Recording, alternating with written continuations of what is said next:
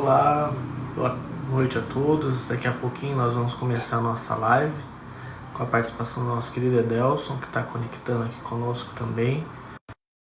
Então, quero convidar todo mundo para que convide mais pessoas para estar conosco. Quero desde já iniciar a nossa live agradecendo todo mundo que está conectado. Hoje o nosso tema vai ser um tema muito legal. A gente vai falar sobre o que a Bíblia diz, ou ela não diz, sobre a homossexualidade. Então, nosso querido Edelson vai trazer esse tema, vai falar um pouco hoje sobre a parte dos livros que compõem o Antigo Testamento, né? Especialmente o livro do Gênesis e Levítico também, e também vai falar um pouco sobre o que diz Salmos, né? Então, quero agradecer.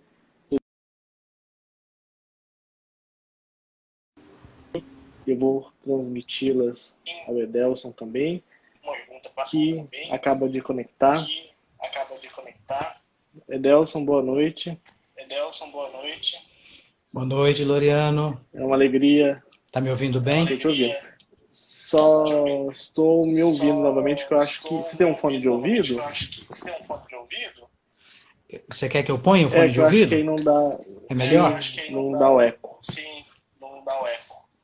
Vamos ver se eu consigo aqui. Então, enquanto isso, quero mandar um abraço a todo mundo do GPD que está conectando, todas as pessoas que são de São Paulo, fora de São Paulo. Também comente a cidade da qual você está nos assistindo e também mande as perguntas. Então, quero iniciar, né, como todas as nossas celebrações, nossos encontros, em nome do Pai, do Filho e do Espírito Santo, pedindo a Deus que nos abençoe e nos guie nessa noite. Edelson, que nessa noite tão específica a gente vai falar sobre o que a Bíblia, o que ela diz e também sobre aquilo que ela não diz sobre a homossexualidade, né? Uma das coisas que muitos defendem, muitos que são apegados à palavra de Deus, muitas vezes não a conhecem, utilizam textos bíblicos para condenar. E aí eu queria te fazer a primeira pergunta, que é a seguinte: o que a Bíblia tem a dizer sobre a população LGBTI? Bom, vou falar de uma maneira geral primeiro, né? Para a população LGBTI, como para toda a população, inclusive a população heterossexual e cisgênero, a Bíblia tem uma mensagem clara, que é a mensagem de um amor universal, né? Para nós que somos cristãos e que tem em Jesus Cristo a centralidade de toda a leitura que a gente faz da Bíblia, o centro de toda a Bíblia é o amor, né? É a consideração de que todo ser humano é especial, profundamente por Deus. Então, a primeira coisa que a Bíblia tem para dizer para qualquer pessoa, seja ela LGBT ou não, é que ela é muito amada e ela tem uma dignidade que é dela, intrínseca, que Deus deu e que ninguém pode, que eu posso dizer que a Bíblia diz. De uma maneira específica, não há nenhuma referência a algumas letrinhas da comunidade LGBT. Né?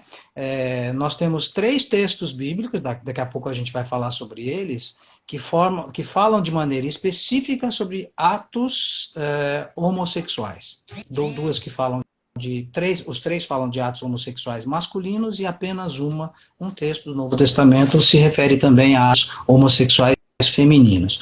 Em relação às outras letras, sobre transgênero, transexuais, travestis, intersexo, queer, não binários, todas essas outras letras que fazem parte da comunidade LGBT, a Bíblia não faz referência, até porque ela não tinha como fazer essa referência, que ela foi escrita há alguns milênios, alguma parte dela, e pelo menos, e aí nós temos, era impossível tocar num assunto que é um assunto contemporâneo. Seria até um pecado, né, anacrônico, né, um anacronismo, que justamente você tentar fazer a aplicação de um conceito atual ou recente a algo que não era, ou não acontecia, ou não era conhecido ou aplicado da forma que existe. E esse anacronismo ocorre muito na leitura de textos bíblicos, né? Antes de fazer a segunda pergunta, eu queria te fazer um pedido, que era para você falar um pouquinho sobre você. Quem é o Edelson, né, que está falando conosco essa noite, em 2 minutinhos. Vou falar rapidamente, porque eu tenho uma história de 60 anos de idade, então já tem bastante coisa para contar. Mas a minha formação, a minha formação inicial é uma formação na área de filosofia e teologia, né? Eu fui seminarista diocesano, fiz a minha faculdade de filosofia, depois fiz teologia, e fiz depois uma pós-graduação na área de filosofia política, por mais de 30 anos. Fui religioso também, fui visto jesuíta. Ao mesmo tempo, eu sou pai, eu tenho um filho, embora eu nunca tenha me casado, nunca tenha recebido o sacramento do matrimônio, eu também tenho um filho que hoje está com 32 anos. Que mais? E estudei um pouco também de orientação profissional e coaching, que é uma outra área bem diferente dessa nossa que nós vamos tratar hoje. Bem resumidinha. E além disso, faz parte do JAPD já há 2 anos, Isso. Mais de 2 anos já, né? E também nós, mais algumas outras pessoas, nós compomos um grupo de trabalho, né, junto também à Arquidiocese, especialmente a região Sé. E aí, aproveitando, então, agora eu vou te fazer uma segunda pergunta, que é assim, muitas pessoas usam textos bíblicos para condenar a homossexualidade. A Bíblia, de fato, condena os homossexuais e suas práticas afetivas? Então, isso depende de ler o texto bíblico, que fazem uma leitura que nós podemos chamar ou de fundo, eu prefiro chamar de literalista, porque é uma interpretação literal do que diz o texto bíblico. Essa forma, você usou o termo anacrônico, é a forma fundamentalista de ler a Bíblia. Você tenta fazer a Bíblia dizer aquilo que você quer que ela diga. Então, você faz uma leitura fora de contexto, você tira do contexto histórico, cultural, religioso da época, para ler como se ela estivesse sendo escrita para os dias de hoje. Nesse sentido, se você fizer uma leitura fundamentalista, literalista, você pode condenar sim a homossexualidade. Só que essa forma de ler a Bíblia é a forma, inclusive, condenada por Jesus, né? Na época de Jesus, os doutores da lei, os fariseus, os saduceus, os mestres, eles faziam uma leitura literal da Bíblia. Eles tinham criado, por exemplo, 613 preceitos baseados na Torá, na lei de Moisés, nas leis do Antigo Testamento. E para eles era um escândalo que Jesus não obedecia a todos esses preceitos. Quando Jesus, por exemplo, quebra a observância do sábado, por exemplo, quando ele cura uma pessoa no sábado, ou quando os discípulos dele fazem colheita de trigo para se alimentar, para isso era um escândalo para aqueles mestres que faziam uma leitura literal da Bíblia. Se está proibido, não pode fazer. Ou se Deus disse isso, é assim. Quer dizer, eles não eram capazes de ler o espírito da lei. Né? E aí que Jesus chega a ter vários embates, chamá-los de hipócritas, etc., que não entenderam aquilo que Deus dizia. Eu acho que quando a gente for falar agora dos textos específicos sobre a homossexualidade, isso vai ficar muito... Até aqui a gente vai fazer essa terminologia, aqui a gente está falando sobre o conceito hoje da homossexualidade, que abrange também a homoafetividade, né? Que é a relação de afeto entre as pessoas do mesmo sexo. Então a gente está falando de uma forma ampla, né, que abrange, de certa forma, todas as letrinhas, LGBTIA+, né? Então, os conceitos que a gente está dizendo, que nós temos global, e justamente trazer uma interpretação histórica, também aquilo que você vai nos trazer tem fundamentos de historiadores, pessoas que estão há muitos anos pesquisando, você também.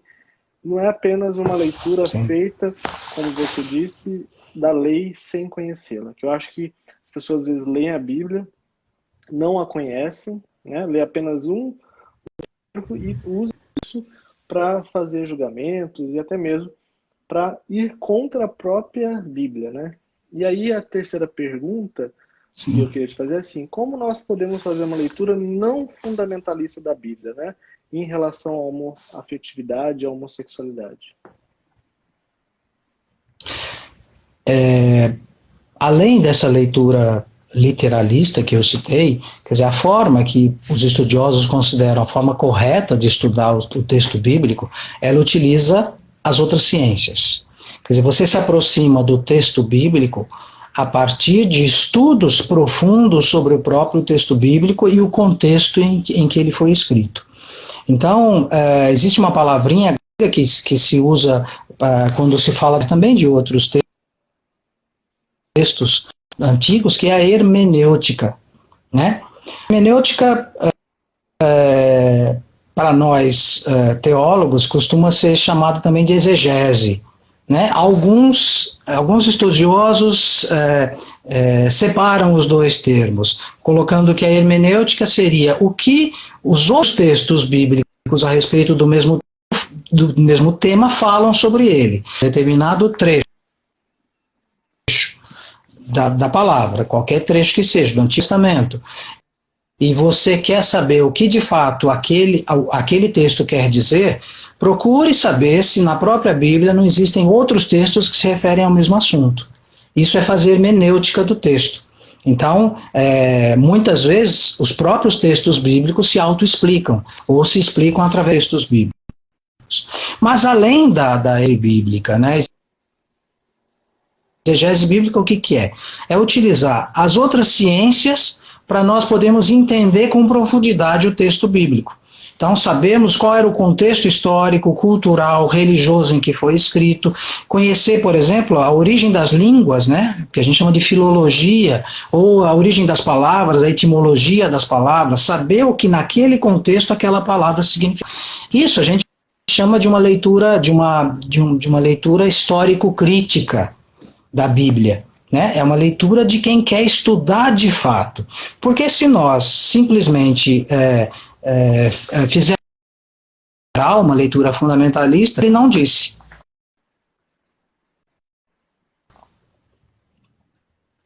E muitos, infelizmente... Ficou claro? Sim, eu acho que... Ou está meio... Não, tá bem explicado. E muitos líderes religiosos têm acesso a essas ferramentas de interpretação, estudam essas ferramentas de interpretação, e mesmo assim são fundamentalistas, literalistas, né?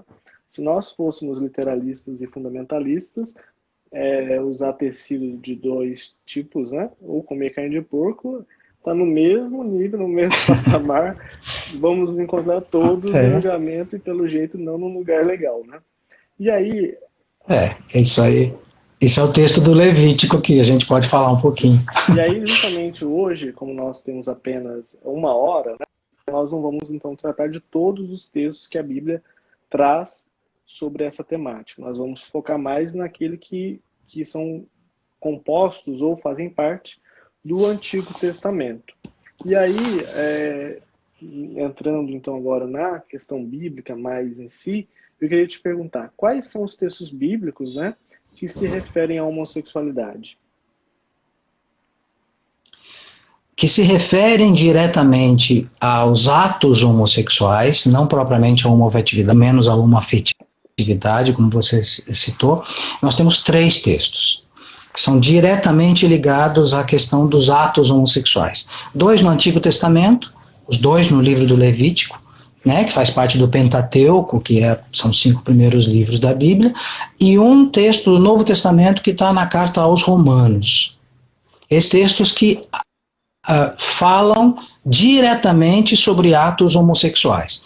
Existem alguns outros textos que eram usados muito antigamente, hoje menos, mas ainda são usados por alguns pregadores religiosos e que associam isso a uma condenação a homossexuais, mas que são problemas de tradução, o uso de palavras que no idioma original da Bíblia não existiam e que foram traduzidas como efeminados homossexuais, que são a carta aos Coríntios e a carta a Timóteo, que estão no Novo Testamento, e depois tem o texto clássico usado contra os homossexuais por muito tempo, e que não se refere absolutamente à homossexualidade, que é o texto de Sodoma e Gomorra, que está no Gênesis. Esses são basicamente os textos que tratam dos atos homossexuais na Bíblia. Sim, e mais especificamente, né, como eu já disse, a gente não vai conseguir se aprofundar tanto nos temas. Eu queria te fazer uma pergunta. Você citou Sodoma, né? Durante muito tempo, a homossexualidade foi considerada como sodomia, né? Que seria a prática ligada, então, ao pecado que destruiu Sodoma. E aí, de onde vem a relação entre a cidade de Sodoma, que está descrita no livro do Gênesis, e também os atos homossexuais? Vamos lá, aí tem bastante coisa, né? Vamos lá. Primeiro o termo, vamos explicar um pouquinho isso. Se você for procurar no nosso dicionário o termo sodomia, você vai encontrar relação sexual anal. É isso que aparece no nosso dicionário. Isso já faz parte da nossa cultura. Então, quando alguém fala em sodomia, está pensando, ou sodomizar, está falando de relações anais. Porém, isso não tem nada a ver com... na verdade, o termo sodomia relacionado a atos sexuais entre pessoas do mesmo sexo, entre homens especialmente, ela começou a ser usada com Santo Tomás de Aquino. Santo Tomás de Aquino é o maior pensador católico, né, medieval, e ele, dentro da Suma Teológica, a condensação de todos os escritos de Santo Tomás, ele tem um determinado momento em que ele fala dos pecados contra a natureza. Os pecados que o ser humano faz quando age contra a natureza. E ele coloca ali a bestialidade, que são as relações sexuais com animais, a masturbação, veja, a masturbação ele considerava como um dos grandes pecados contra a natureza, e a sodomia. Entendendo a sodomia como ato sexual. Então, ele é o primeiro a usar o termo sodomia para falar de sexo anal, quando o texto bíblico não se refere a isso. Vocês vão ver que o texto bíblico se refere a isso muito en passant, assim, muito de raspão. Não é essa a questão do Gomorra. Como a gente pode aprofundar um pouco mais. Sim, e eu estou com a minha Bíblia aqui, que eu uso no meu dia a dia, né, que é a Bíblia de Aparecida, que é uma versão. E muitas versões tratam já de uma forma mais clara, né, de uma tradução melhor, sobre isso. E a minha pergunta é, então qual seria o pecado de Sodoma?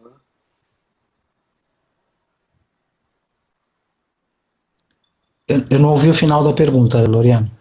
Teve uma interrupçãozinha. Vou repetir. Aproveitando, então, quem também tem perguntas... Só o final. Quem tem perguntas pode mandar, a gente faz no final. E a pergunta que eu faço ao Edelson, né, qual é o pecado que a cidade de Sodoma cometeu? Legal. Se você pega o texto do Gênesis, em que está o episódio da destruição de Sodoma e Gomorra, que são os capítulos 18 e 19 do Gênesis, você não vai encontrar descrito qual é o pecado de Sodoma e Gomorra. O capítulo 18, por exemplo, vai dizer que os pecados, as abominações, as coisas ruins feitas pelos habitantes de Sodoma e Gomorra chegaram até Deus. Decidiu que essas cidades não tinham mais jeito, não tinham mais salvação. E aí a gente vai encontrar um texto muito bonito que mostra uma relação profunda de Abraão, né, do patriarca Abraão com Deus, em que ele negocia com Deus. Ele negocia com Deus a destruição de Sodoma e Gomorra. Ele chega para Deus e fala, mas e se tiver 50 pessoas justas, você vai destruir do mesmo jeito? E Deus fala, se tiver 50 pessoas, eu não destruo. Aí Abraão vai diminuindo, né? Ele vai negociando. Ele vai falando, mas se tiver 40, se tiver 30, se tiver 10, e Deus vai concedendo, né? No texto bíblico, Deus aceita que, mesmo que se tiver pouquíssima gente, Abraão, é o que Abraão coloca, mas ele se tivesse colocado uma, talvez Deus aceitasse também, e que a cidade não seria destruída. No capítulo seguinte do Gênesis, a gente já tem a história de Sodoma e Gomorra e da destruição. O enfrentamento dos habitantes de Sodoma com os anjos enviados por Deus para destruir a cidade. Mas não o pecado especificamente. Nós vamos encontrar referências ao pecado de Sodoma e Gomorra em outros textos bíblicos. Aí é fazer um pouco de hermenêutica, né? Eu sempre gosto, acho que o texto que mais fala sobre o que era de fato o pecado de Sodoma é um trecho de Ezequiel. Eu não sei se eu tenho ele aqui. Deixa eu ver se eu tenho. Tem, Ezequiel 16, 49 e 50, que ele fala assim: esta foi a maldade de Sodoma. Suas filhas e filhos eram arrogantes, fartura de alimento, viviam sem a menor preocupação e desprezavam os pobres e os necessitados. Ou seja, o pecado de Sodoma e Gomorra era o egoísmo.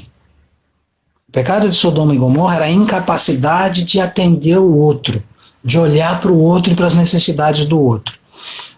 Na descrição do acontecimento, da destruição de Sodoma e Gomorra, a gente vai ver que eles infringiram um pecado abominável aos olhos de Deus, que é a falta de hospitalidade. Eles não receberam, eram os 2 anjos enviados por Deus, e aí tentaram, pode falar um pouquinho mais depois. Que estão descritas no capítulo 19, né? Inclusive do livro do Gênesis. E uma das coisas que eu acho importante a gente destacar, o Silvio também disse, você destacou, que o pecado de Sodoma foi a desonra aos visitantes, ele diz. E Jesus, no Testamento, né, todos que são órfãos, as viúvas e os estrangeiros, né? Então, ainda hoje, passado toda essa história, todo o tempo, vindo Jesus nos salvar, a viúva, o órfão, o estrangeiro, né, que são ainda classe de pessoas que são desfavorecidas dentro da sociedade. Jesus fala de outros grupos também, né, do preso, do necessitado, mas ele fala muitas vezes, a própria Bíblia ressalta muitas vezes esses 3 grupos, né, o estrangeiro, a viúva e o órfão, que é justamente a falta de hospitalidade que ocorre em Sodoma. E aí, não sei se você quer destacar mais algum ponto desse texto, que é um texto também utilizado muitas vezes em filme, né? Tem uma certa carga, né? Da relação, e acho que uma das coisas que é bonito de ver é justamente a tentativa de se salvar a cidade, né? Abraão tenta salvar a cidade, mesmo sendo uma cidade que não tivesse ali 10 pessoas que honrassem o nome de Deus. Sim. E aí os 2 anos chegam, né? Ocorre tudo aquilo e eles acabam por fim sendo uma cidade destruída. Não sei se você gostaria de destacar mais algum ponto desse texto que é tão rico. Eu acho que é importante talvez retomar um pouquinho a historinha. Não vamos ler o texto todo porque o texto é longo, né? É um capítulo praticamente inteiro, né, do Gênesis. Mas é interessante que a descrição da história da destruição de Sodoma e Gomorra, ela começa com um sobrinho de Abraão, né, que é o Ló. O Ló, que tem a família dele, mora na cidade de Sodoma.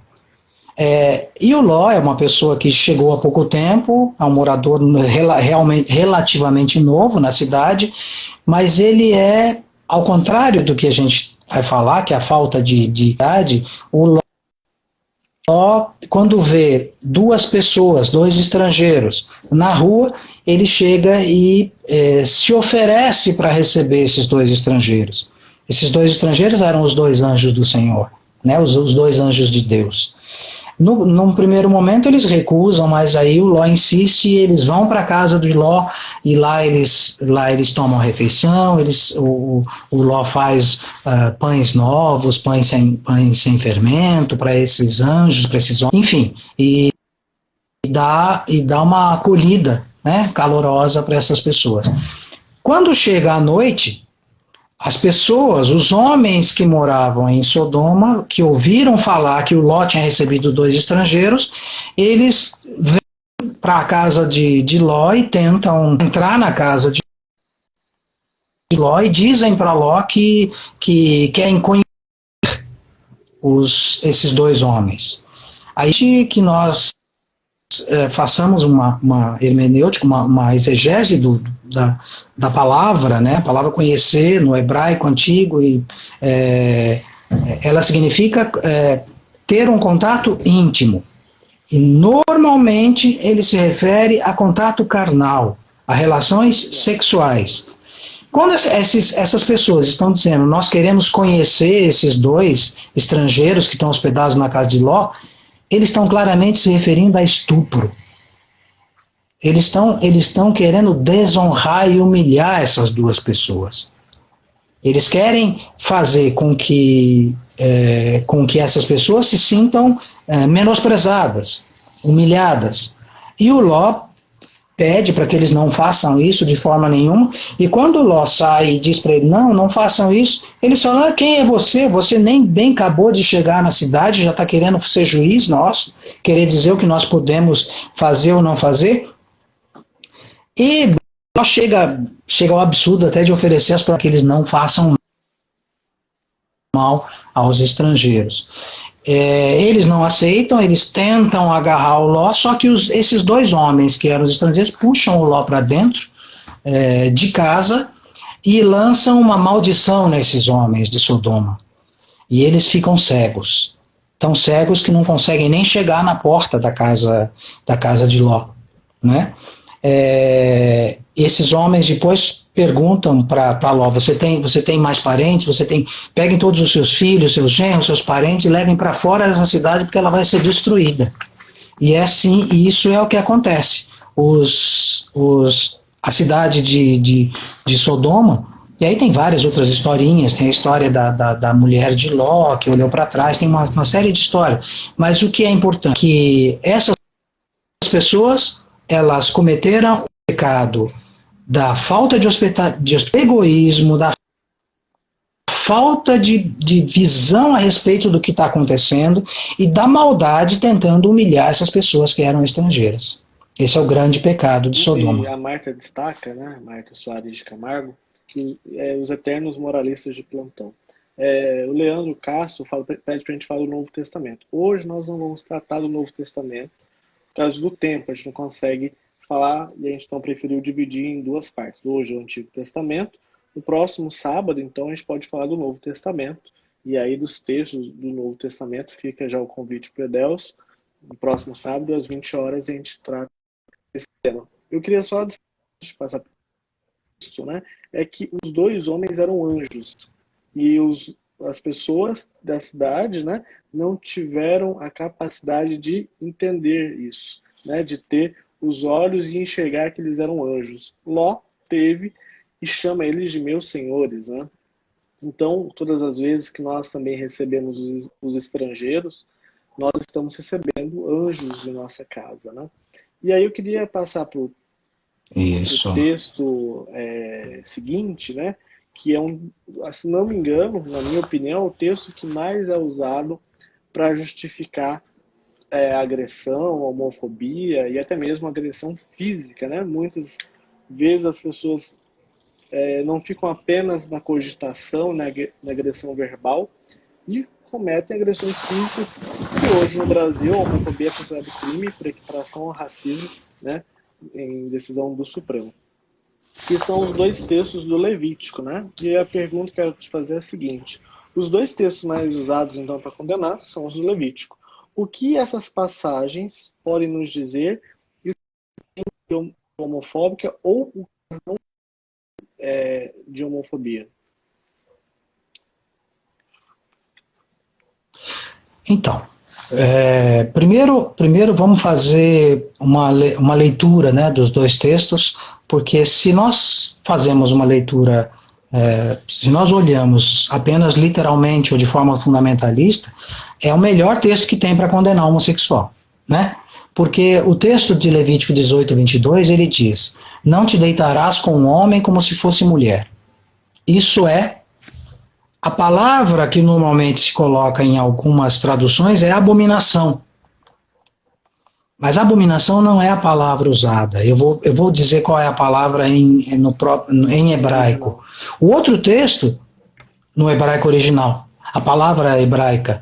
O outro texto, que é o Levítico 23, ele fala: se um homem dormir com outro homem, como se fosse mulher, ambos cometerão. Aí aparece ou abominação, ou perjúrio, ou pecado. Mas a palavra, na verdade, é toevá. Toevá. Toevá em hebraico é proibido. Isso é proibido. Ora, nós precisamos pensar no seguinte: vários trechos do Levítico, do Deuteronômio, de outros escritos números, mas principalmente o Levítico e o Deuteronômio, eles trazem várias toevás, várias proibições. E aí aparecem algumas coisas que, quando alguém condena a homossexualidade, não diz que o mesmo trecho condena outras coisas.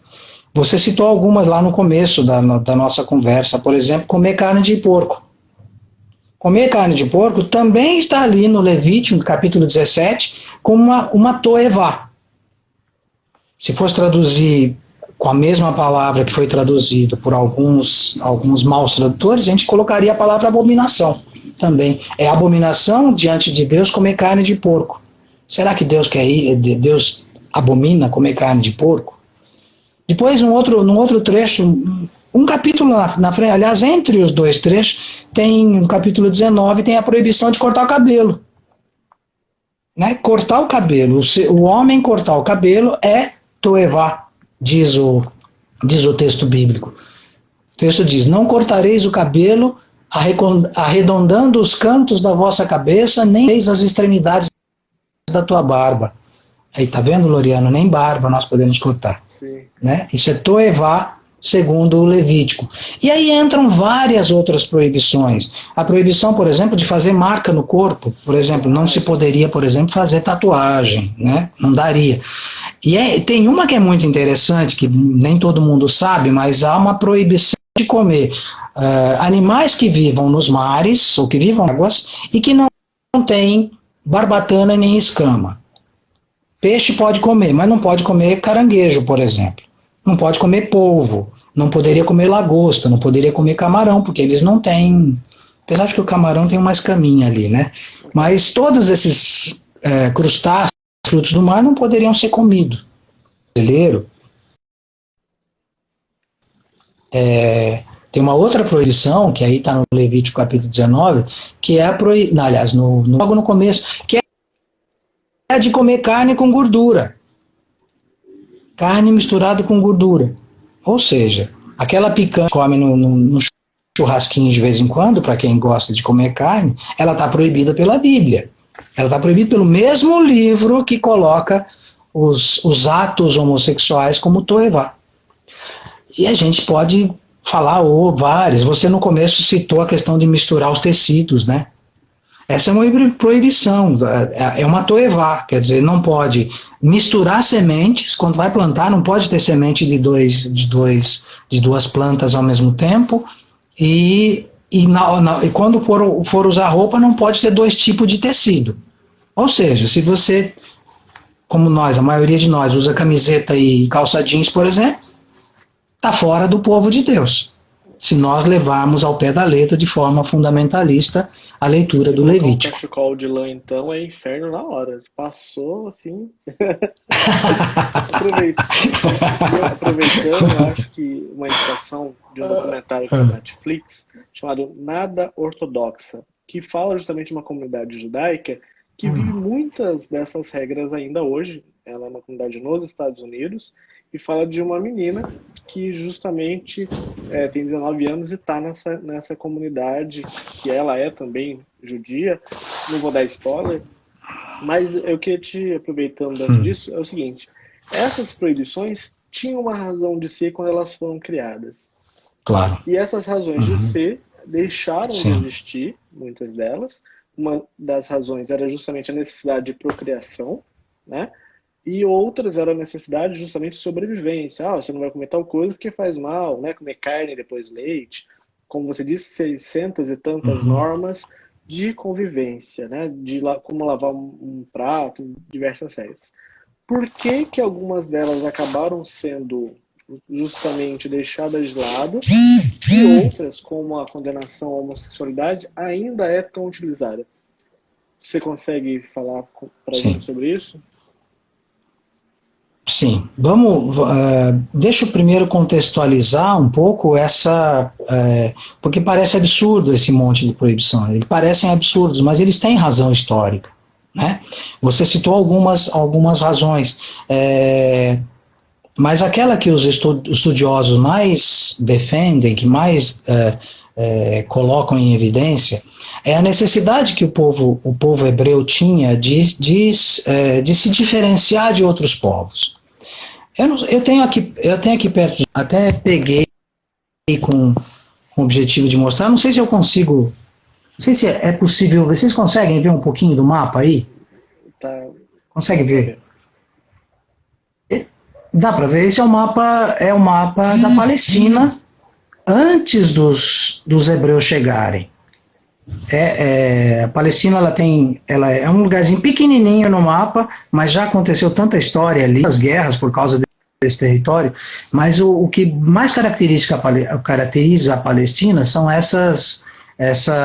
esse corte que ela tem do rio Jordão, né, que corta a Palestina no meio. Lá em cima a gente tem o Mar da Galileia, ou o Lago Tiberíades, vai ser chamado depois na época do Império Romano, ou Lago Genezaré, na época de Jesus também. E lá embaixo a gente tem o Mar Morto, ou Mar Salgado, era chamado também, né? E aqui a gente tem vários povos que habitavam a região antes dos hebreus chegarem. Então a gente encontra os jebuseus, os jerezeus, aqui próximo do mar a gente vai encontrar os filisteus, que aparecem muito no Antigo Testamento. Se a gente pegar, por exemplo, o livro de Samuel, tem vários capítulos sobre o enfrentamento entre os hebreus e os filisteus. E Bom, essas regiões foram motivo de muitas guerras também, né? Mesmo no período até hoje, histórico, né? bíblico e ainda hoje. Sim, sim. Então você tem o quê? Você tem um povo que está chegando nessa região, e que se essas pessoas chegam e simplesmente são absorvidas pela cultura local, eles não existiriam. Eles precisavam firmar as suas características culturais. Então,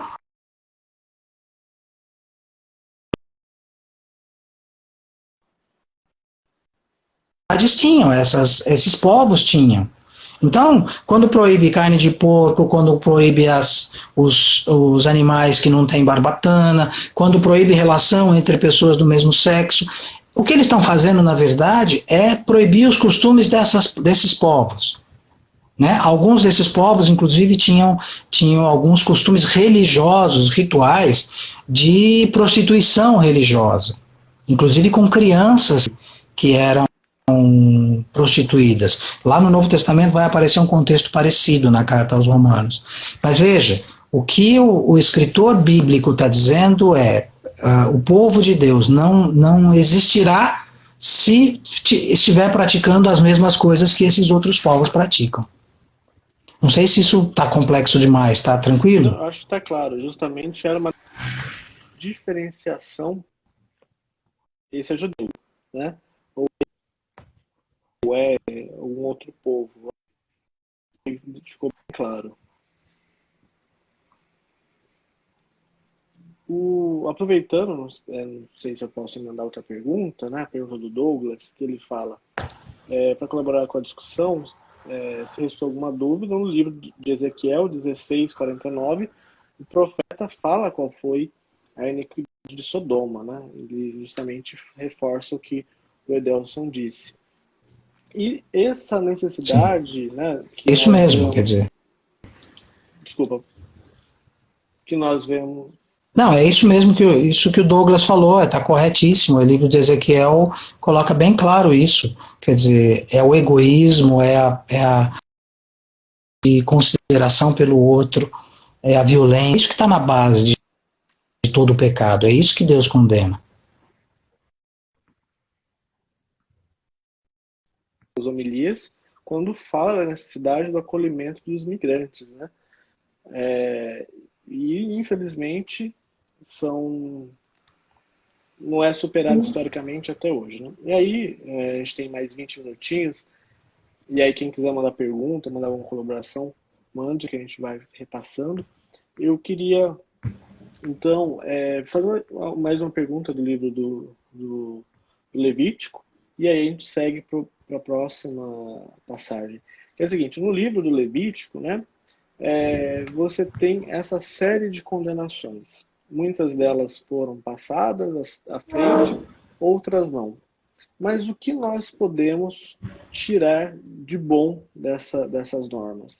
Porque uma sociedade também sem norma, né, e também nós, enquanto cristãos, nos diferenciamos dos outros, e principalmente pelo mandamento de Jesus, que é o amor. O mandamento de Jesus se sobrepõe a essas normas, ou você ainda acredita que muitos vivem baseado nessas normas tão antigas? Não, sem dúvida existem pessoas que querem viver essas normas, quer dizer, existem judeus ortodoxos que tentam colocar em prática, que têm formas de comer, de se vestir ainda baseados na Torá, e nós temos que respeitar porque são culturas que eles seguem. O que não dá para admitir é cristãos que considerem que isso seja mais importante do que o próprio amor. Jesus diz que a lei e os profetas se resumem no amor a Deus e no amor ao próximo, ele diz toda a lei. Quer dizer, para nós cristãos, a lei é amar. Santo Agostinho dizia, né, a frase já famosa, né, ama e faz o que queres, né? Ele não está sendo laxista, ele não está dizendo para as pessoas, ele está dizendo, pode se fazer qualquer coisa desde que se ame. Uma pessoa que ama para outra, uma pessoa que ama profundamente, amplia o seu coração. E aí não é só amar a si mesmo, não é só amar a própria família, não é amar só o grupo social. Quer dizer, ser cristão é fazer com que o nosso amor seja o mais possível parecido com o amor de Deus. Universal, ele não exclui. Gregos, judeus, mulheres, homens, escravos e livres, hoje não pode nem falar em escravos, quer dizer, não é possível que hoje a gente, em nome da Bíblia, defenda a escravidão, por exemplo. O Antigo Testamento chega em alguns momentos a admitir de uma forma tranquila a escravidão. Fazia parte dos comportamentos e hábitos sociais, culturais da época. Então, hoje, quer dizer, viver profundamente o espírito bíblico é viver profundamente no amor. E aí, independe de orientação sexual e de gênero. Quando você ama, né, e você vive o mandamento do amor, você nunca agride outra pessoa porque ama outras pessoas ou outra pessoa de forma diferente.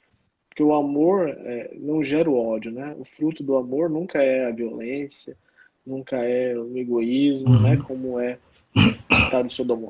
O amor partilha, é paciente, né? A famosa escrita de Paulo, né? O amor justamente vem para multiplicar e para fazer com que nós tenhamos vida em plenitude.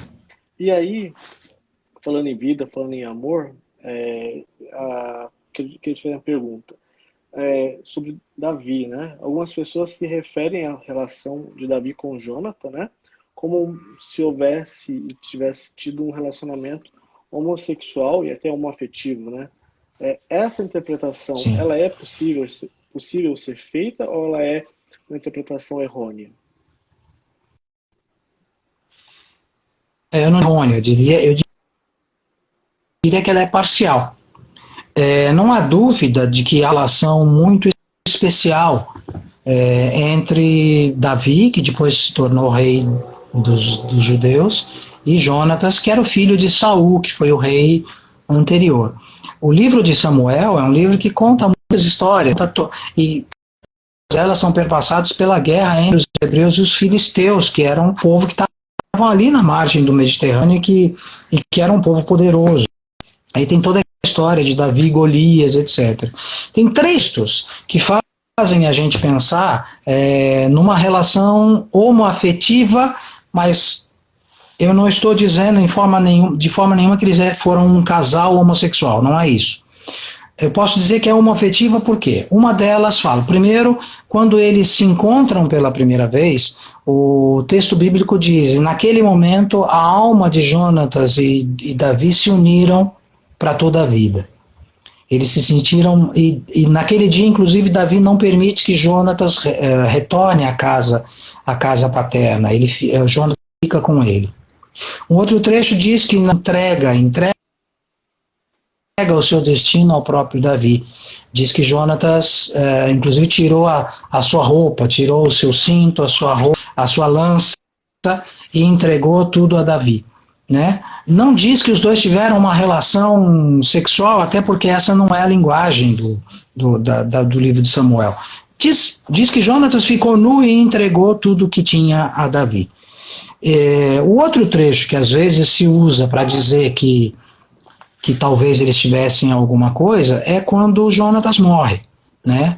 Jonatas, o pai dele, Saul, e os outros 2 irmãos morreram numa guerra, numa batalha com os filisteus, e quando comunicam isso a Davi, isso está no segundo livro de Samuel, o Davi diz que nunca ele amou nenhuma mulher como ele amou Jonatas. Esses são os trechos que fazem as pessoas pensar numa relação homoafetiva, no sentido de que são 2 homens que se amam, isso não tem dúvida. Agora, se é uma grande amizade, sem dúvida era uma grande amizade, se eles tiveram alguma coisa que nós poderíamos chamar de homoafetivo, homossexual, homoerótico, o texto bíblico não é suficiente para isso. Mas é sem dúvida uma relação maravilhosa entre 2 homens que não tiveram vergonha de declarar o seu amor. Isso é verdade. Então, são textos belíssimos. Não é forçar a barra dizendo, eles foram um casal. Isso não foram. No texto bíblico diz isso, até porque Davi teve mulheres, teve filhos, e o próprio teve filho, e o filho de Jonatas, que era uma pessoa, pouca gente sabe disso, né? O Jonatas teve um filho que era deficiente físico, e que foi adotado pelo Davi depois que o Jonatas morreu. Então, uma história de fidelidade no amor, né? E o amor nas suas mais variadas formas, inclusive das pessoas. Aí eu não estou ficando em cima do mundo, só estou dizendo que o texto bíblico não é suficiente para dizer que eram um casal. Isso não é mesmo. Mas que eram 2 homens que se amavam muito. Isso é verdade. E aí, querendo então aproveitar, a gente vai dar um passo atrás, a voltar ao Gênesis, com a pergunta do Leandro Castro. Então é o seguinte, ele pergunta como relacionar a homofobia com o aumento da criação em Gênesis, né? Criação do homem e da mulher feitos para procriar. Ele está relacionado com o que foi dito nos livros do Antigo Testamento? Acho que a pergunta dele é justamente nesse sentido de que o homem e a mulher foram feitos para a procriação, né?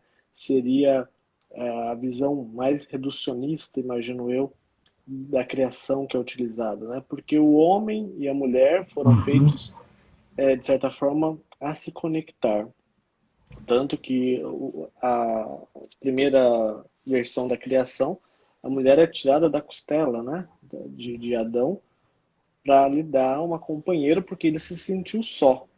E aí, acho que a pergunta que eu quero também aproveitar para complementar é a seguinte: o mito da criação, né, ele é uma base para que possa ser realizada alguma condenação moral à homossexualidade? Não, de forma nenhuma. Na verdade, a alegoria da criação, né, do livro do Gênesis, ela é uma grande, eu não vou dizer homenagem, a palavra não me vem, mas é um grande canto de louvor às relações humanas, e de uma maneira muito especial a relação entre homem e mulher, que chegam a gerar filhos, né? A procriação só existe por causa da relação entre um homem e mulher. Isso é biológico. Isso acontece com os animais e acontece com os seres humanos. Então, é óbvio que a Bíblia enaltece, essa era a palavra, a Bíblia enaltece a relação entre homem e mulher, enaltece o casamento, o matrimônio, e todos nós enaltecemos. Quer dizer, qualquer pessoa cristã ou judaica enaltece o casamento e a relação entre homens para que haja procriação. Porém, nem a relação homem-mulher é só para procriação, né? O casamento e as relações sexuais e afetivas entre homens e mulheres não são só para a criação. Se fossem só para a criação, elas seriam muito ruins. Seria tirar da sexualidade todo o caráter de prazer, de alegria, né, de divisão da vida, de convivência, que é a sexualidade. Colocar na sexualidade apenas a procriação é diminuir muito aquilo que Deus deu para o ser humano. O ser humano deu um corpo que é prazeroso, deu um corpo que causa alegria, que causa beleza, né? que gera no outro desejo. Isso tudo é divino, isso tudo é sacro, é sagrado. Né? Então, diminuir tudo isso, pegar o livro do Gênesis para condenar a homossexualidade, a homossexualidade tem tudo isso que eu falei a respeito das relações heterossexuais, com a diferença de que não procria. Sim. Então, todas as outras coisas são dons de Deus. Né? O livro do Gênesis coloca que a relação homem-mulher tem esse dom também. Agora, aí saindo já da Bíblia, mas vindo para a contemporaneidade, a gente hoje sabe muito bem que casais homossexuais hoje também estão adotando seus filhos, estão através da ciência também tendo seus filhos e se mostrando muito bons pais e muito bons cristãos, como a gente sabe. E eu queria até complementar, né, 3 pontos apenas, que eu enxergo que um dos sinais que demonstra que a homoafetividade e a homossexualidade é algo natural, porque não é algo presente apenas no comportamento humano. Ela é presente em outros comportamentos animais. Outros animais vivem de forma monogâmica até a relação afetiva e não são rejeitadas do grupo no qual eles estão inseridos. A única espécie que tem a homofobia é a espécie humana. Então, esse é um dado. Outro dado é que se um casal, ainda que se case, mas não tenha filho, ele não está descumprindo a norma de Deus, né? Que a norma de Deus é amar e ser feliz. Claro. E outra coisa que eu acho importante a gente destacar é que a relação homossexual não é uma tentativa de oposição à relação heterossexual. Não é um combate, né? Não é que existe uma certa ou outra errada. As duas, na diversidade da vida, têm que conviver. E as duas são belas, a cada uma a sua forma. E aí, indo para os nossos últimos minutos, eu vou ler o comentário do Edelcio do CLASP, pessoal do CLASP, também um abraço nosso, carinhoso, que ele diz: o amor é a maior expressão divina que podemos ter, de um para o outro. A comunhão da Trindade é de amor. A pessoa humana deve ser livre para seguir o amor que brota da sua natureza humana e divina. E ele complementa: a hegemonia da heteronormatividade censura a liberdade do amor. O Douglas ressalta: vale ressaltar que o mito da criação foi redigido na época do exílio da Babilônia. Os judeus estavam reduzidos, daí a necessidade da multiplicação, justamente aquilo que nós falávamos, né? A Marta também diz que poderíamos dizer quais as 2 citações do Levítico e a da carta aos Coríntios. Ela está pedindo para você citar as 2 citações do Levítico e da carta aos Coríntios. O Benedito, nosso querido, manda: pinguins, inclusive, adotam filhos órfãos, né?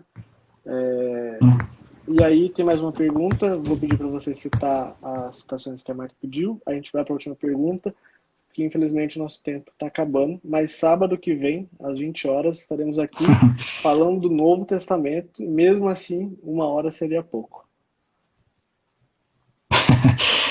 Só para dar resposta para Marta, os 2 textos do Antigo Testamento são os 2 textos do Levítico. É Levítico 18, você está com o versículo aí, Loriano? E o Levítico 20, versículo 13.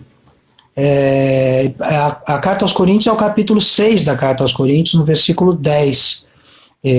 Depois, se quiser, também muito parecida com essa carta. Bom, nós vamos falar semana que vem, mas é a primeira carta a Timóteo, capítulo 1, os versículos 9 e 10, e depois a carta aos Romanos é a que nós vamos mais falar na semana que vem.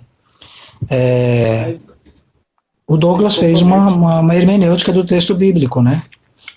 Falando sobre a necessidade de reprodução dos judeus que estavam no exílio e depois voltaram da Babilônia. E aí a gente tem tradições literárias diferentes dentro do próprio texto bíblico. Gênesis não tem uma escrita só, então ele tem, enfim, todas essas coisas têm que ser levadas em consideração quando se estuda a Bíblia. O que eu quero dizer é que é apaixonante, né? O estudo bíblico é apaixonante, você descobre sempre muita coisa e nos ajuda a viver cada vez mais, de uma maneira mais perfeita, buscando o amor, sabendo que a gente não é nada, mas que Deus nos dá tudo. O versículo que a gente está devendo é Levítico 18, 22. Então, e lá fala 22. Isso. Eu vou fazer a última pergunta, quero agradecer todo mundo que esteve conectado com a gente. Fica o convite para no próximo sábado estar conosco para falarmos do Novo Testamento. Tem muito assunto ainda. Agradecer quem participou, quem eu não falei o nome, mas nosso carinho, nosso abraço. E a última pergunta é do Léo 2000, que diz: qual é o motivo da proibição das relações entre dois homens no Levítico? E existe alguma razão real para essa proibição na época? Que é um pouco pedir para você reforçar. Pessoas, uma coisa, não se pode reduzir o ser humano a um simples ato sexual. Não somos só isso. 2 minutinhos e a gente vai para finalizar. A principal razão da proibição lá no Levítico é a questão cultural mesmo. A necessidade de se diferenciar desses outros povos que tinham a prática de rituais. A principal preocupação, se a gente for olhar toda essa parte do Levítico, que vai desde lá do capítulo 10, e mesmo uma boa parte do Deuteronômio, a maior parte desses escritos se referem a rituais. Eles falam de liturgia, de hábitos religiosos, de costumes religiosos. E um dos costumes religiosos condenados é exatamente as orgias que eram feitas em alguns rituais religiosos com sacerdotes que inclusive eram prostitutos, né? Eram pessoas que ganhavam para se relacionar tanto com homens quanto com mulheres. Ele não está, obviamente não dá isso, porque não existiam casais homossexuais, né? Casais homoafetivos como nós entendemos hoje. Certamente atos homossexuais, atos homoafetivos sempre existiram, existe desde a primeira antiguidade. Alguns dizem desde a época das cavernas. A gente tem 2 minutos agora para encerrar. Vai estar disponível a nossa live depois no YouTube. Aumentou. Tem 2 minutinhos encerrando. Nós vamos fazer o download, vamos disponibilizar. Tem outras também que nós já fizemos e as que terão. Em 30 segundos, Adelso, o que a Bíblia diz e o que ela não diz sobre a homossexualidade? O que a Bíblia não diz, que os LGBTs e, em maneira especial, os homossexuais diretamente não estão condenados pela palavra de Deus. Ela não faz. O que a Bíblia diz para homossexuais, para bissexuais, heterossexuais, transgêneros, intersexo e todos nós, é que Deus nos ama profundamente. Nós não merecemos, é por graça, é porque Ele é amor e Ele não sabe não amar. Adelso, mais uma vez, muito obrigado. Sábado que vem estaremos aqui, trabalho de casa para você. E eu quero convidar também, então, a todo mundo a acessar o nosso canal no YouTube. Vai estar disponível lá a live, quem perdeu algum pedaço, quiser rever. Convide mais pessoas, mande para as outras pessoas o convite para estar conosco no domingo, no sábado, às 20 horas, e no domingo, às 18h30, no link que a gente vai disponibilizar. Nós temos um grupo que faz a oração do terço, estão todos convidados. Mais uma vez, muito obrigado. Quero deixar um agradecimento em nome do GPD, a todas as pessoas que acompanharam, ao Edelson querido, e a todo mundo que pôde estar conosco, nosso muito obrigado. E até sábado que vem, se Deus quiser, todos reunidos. Abraço e bom sábado e bom domingo a todos. Deus abençoe.